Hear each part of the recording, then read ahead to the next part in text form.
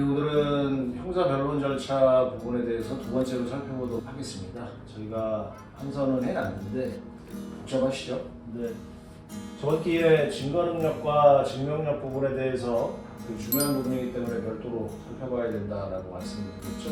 이 증거능력과 증명력 부분을 그냥 간단하게 말씀을 드리면, 증거능력이 인정된다라고 한다면 검찰 측에서 유죄의 입증 증거로 제출한 그 서류를 판사님이 볼 수 있다라는 내용이고, 그 볼 수 있다는 전제 하에 증명력 부분은 법원 판사가 봤었을 때 검찰 측에서 제출한 이런 증거를 피고인에 대한 유죄의 증거로 볼 수 있겠다.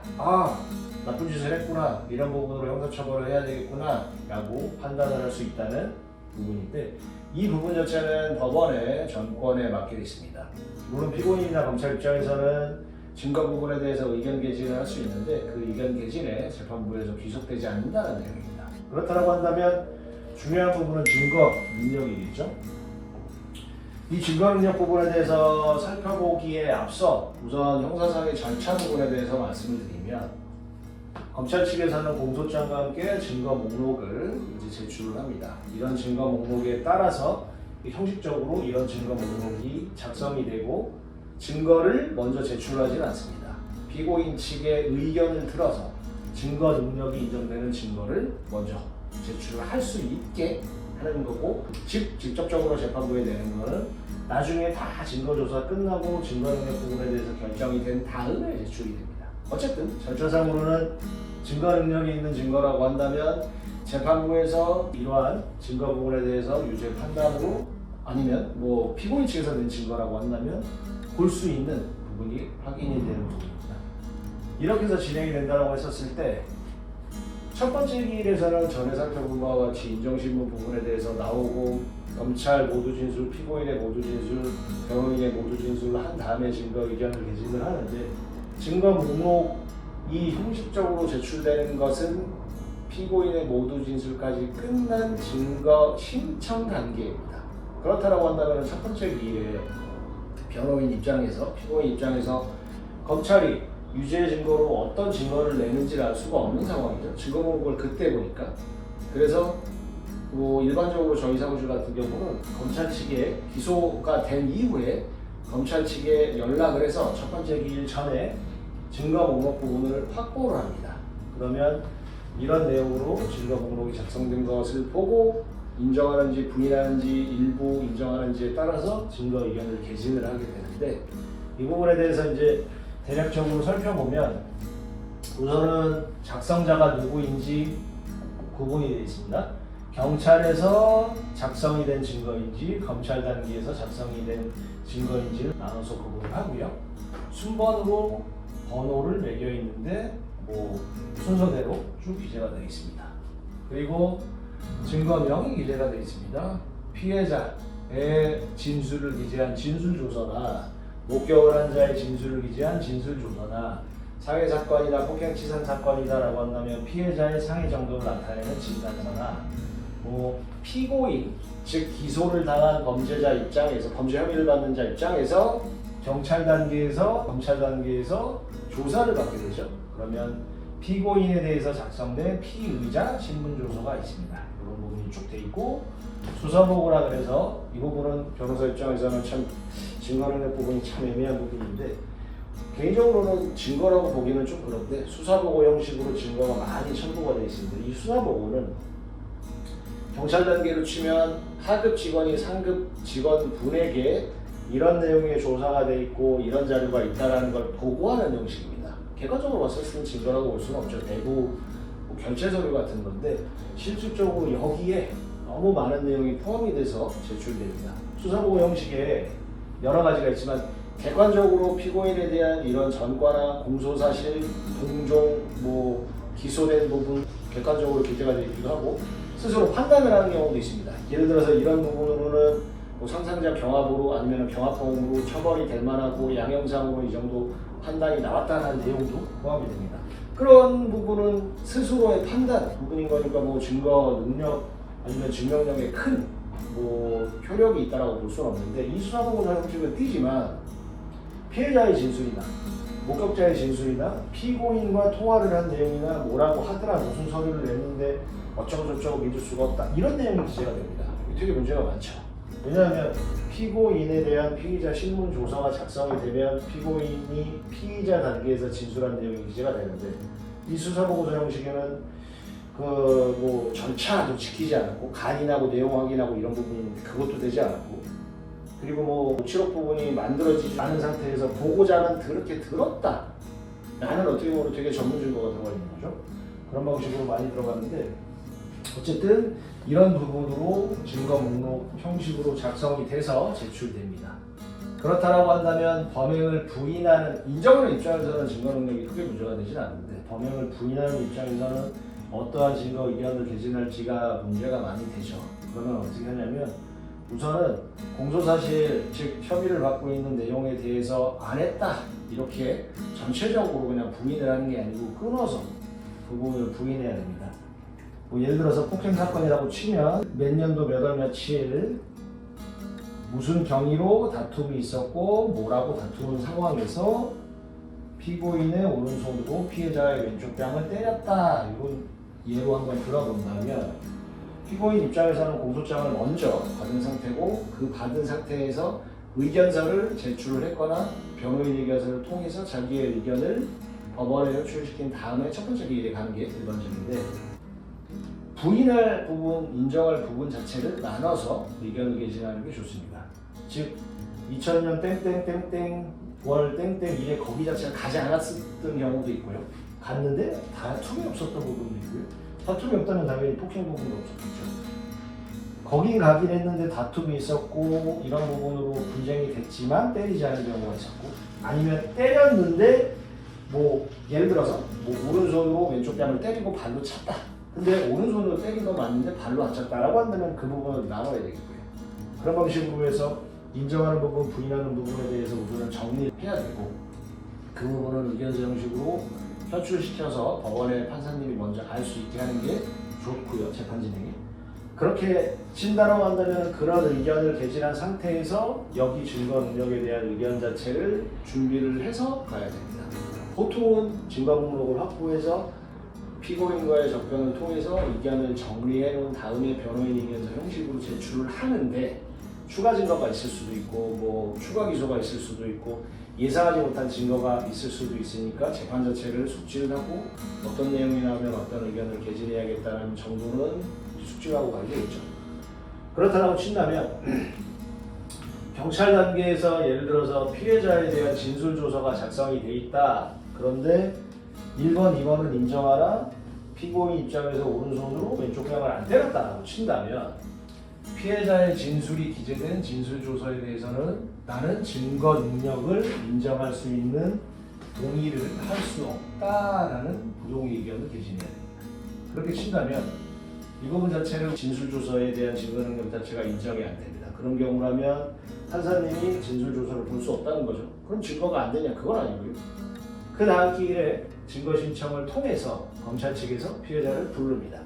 그러면 이 진술조서를 작성되는 데 형식이 있습니다. 그 형식이라는 거는 뭐 이제 서류가 다 작성이 되면 그 피해자, 진술자 입장에서 이런 내용의 서류가 작성이 돼 있고 내가 진술한 내용대로 돼 있고 확인하고 간인을 나인하는데, 그 다음 기일에 검찰에서 이 사람을 증인으로 불러서 진술조서를 보여주고 당신이 간인하고 이 부분을 확인하고 당신이 진술한 내용대로 기재가 돼 있냐, 이 부분을 확인합니다. 앞에 거는 형식적 진정성립이고 뒤에 거는 실질적 진정성립인데 그 부분 자체는 너무나 어려운 과학사의 개념이고요.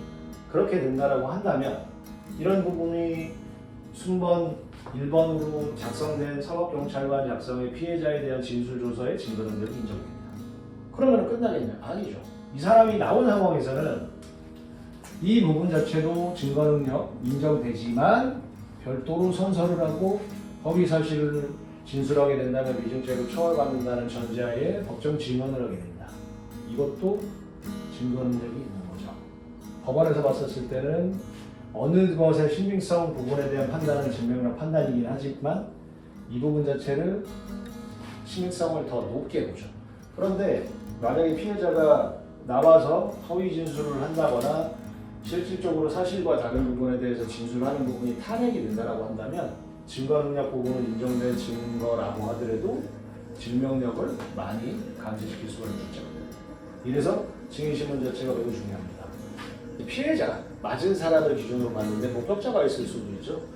목격자 입장에서는 내가 어디서 봤는데 저 사람들이 뭐라고 하면서 뭐 특히 싸우더라라는 내용을 진술을 했는데 그 부분에 대해서도 만약에 나는 거기에 갔고 다툼은 있었지만 때리지 않았다라고 하는 입장에서는 당연히 목격자인 A의 사법경찰관 작성의 진술조서의 증거능력을 부인시켜야죠.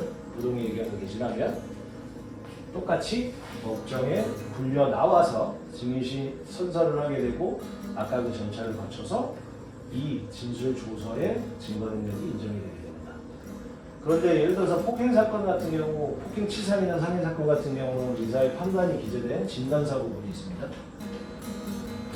이 진단서 부분에 대해서 의사가 어떤 내용의 진단을 했고 거기에 대해서 피해자가 이 정도 다쳤다라는 내용의 판단인데 내가 그렇게 때리지 않았다라고 해서 이 진단서를 믿을 수 없다라고 해서 부동의 의견을 개진하는 경우에는 절차상으로 이 의사가 법정에 나와서 선서를 하게 되고 선서를 한 다음에 당신이 진단 이렇게 했냐 뭐라고 하느냐 관련되는 쭉 절차를 확인하게 되는데 이 의사 입장에서 봤었을 때는 목격자가 아닙니다.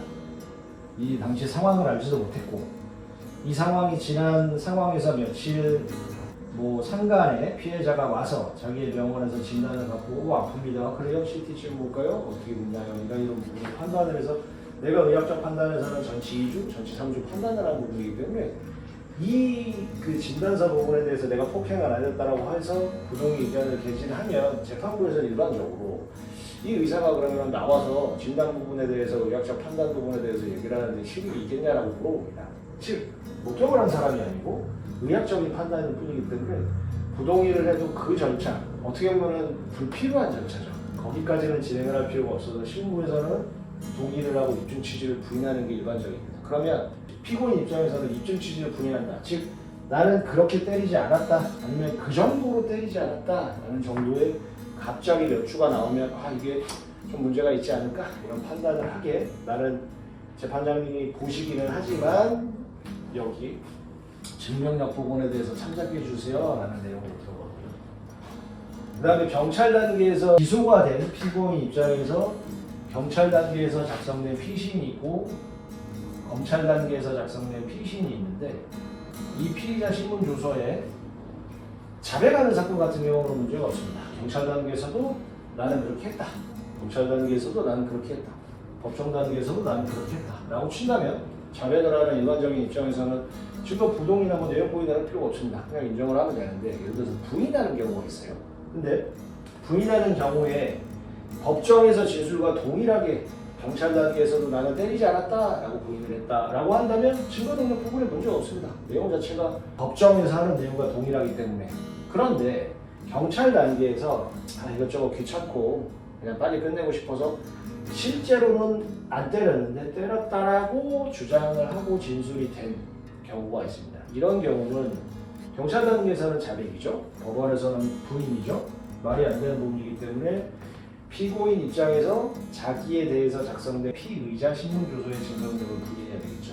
이런 경우는 경찰 단계에서는 내용 부인으로 의견을 개진했습니다. 이 내용 부인은 형식적으로 피해자에 대한 진술조서가 작성됐었을 때 간인 같은 거 있죠. 그거는 형식적 진정성립이라고 그러고 실질적 진정성립이라는 거는 내가 진술한 내용대로 기재가 되어 있냐 이거거든요. 그 단계를 넘어설 겁니다. 내가 진술한 내용대로 기재가 돼 있기는 한데 그게 사실이 아니다라는 의견이거든요. 그럼 내용 부인을 하게 되면 예전에는 경찰 단계에서 피의자 신문 조서의 증거 능력이 부인되고요. 예전에는 검찰 단계에서 피의자 신문 조서의 증거 능력에 대해서 내용 부인을 해도 증거 능력이 인정됐습니다. 그런데 이제 형사소송법이 바뀌면서 지금 단계에서 2022년 1월 1일 이후 기소된 경우에는 동일하게 경찰 작성의 피의자 신문 조서에 대해서는 내용 부인하면 증거 능력이 부인되고 검찰 작성의 고인에 대한 피의자 신문조서에 대해서 내용 부인을 하면 증거 능력이 부인되게 바뀌었습니다. 즉 검찰 단계에서의 예를 들어서 예전에는 검찰 단계에서는 말을 조심해야 됐는데 당연히 이런 내용의 진술을 했었을 때 그 부분 자체의 증거 능력이 인정이 되는 게 쉬웠는데 지금은 이런 진술을 했다라고 하더라도 그거는 사실이 아닙니다 라고 하면 증거 능력이 부인되게 바뀌었습니다. 피고인 입장에서는 나쁜 부분은 아니죠. 그 대신 어쨌든 경찰 단계의 고인에 대한 피의자 신문조서의 증거 능력을 쉽게 날릴 수 있게 됐다라고 하더라도 조사받을 때는 주의를 하셔야 됩니다. 탄핵 증거로 쓰일 수 있기 때문에 기존에 어떤 내용으로 주장을 할지 어떤 내용으로 증거를 할지 무슨 내용으로 반박을 할지 탄핵을 할지를 준비를 해서 들어가셔야 됩니다. 어쨌든 증거 능력 부분에 대해서는 피고인에게 좀 유리하게 바뀌었고요. 마지막으로 살펴볼 부분은 수사보고 형식인데 아까 말씀드린 공적인 부분에 대한 부분은 뭐 부동의를 할 필요는 전혀 없습니다. 그런데 수사보고서에 진술이 들어간 부분이 있다. 범행을 부인한다. 그렇다고 한다면 수사보고서의 내용을 뜯어서 예를 들어서 피고인에 대한 진술 부분이 여기 들어가 있다. 그런데 그 진술 내용은 사실이 아니다. 그럼 내용 부인하면 되죠. 피해자의 진술 부분이나 목격자의 진술이 들어가 있는데 그건 사실이 아니다. 라고 하면 부동의 의견을 개진하면 됩니다. 그러면 그런 의견을 개진을 하면 검찰 단계에서 입증을 위해서 진술을 한 사람을 불러서 증거 능력 확보 절차를 거치게 됩니다. 이렇게 이제 형사상이 진행됩니다. 그래서 어려운 부분이기는 한데 결론적으로 보면 어떤 증거를 판사님이 못 보게 할지 그 형식이 내용 부인, 부동의 뭐 입증 취지 부인 중 뭘로 할지를 결정해서 가시면 된다. 예, 다음 기회에는 또 참고 하실 만한 내용을 준비해서 다시 찾아뵙도록 하겠습니다. 이상입니다.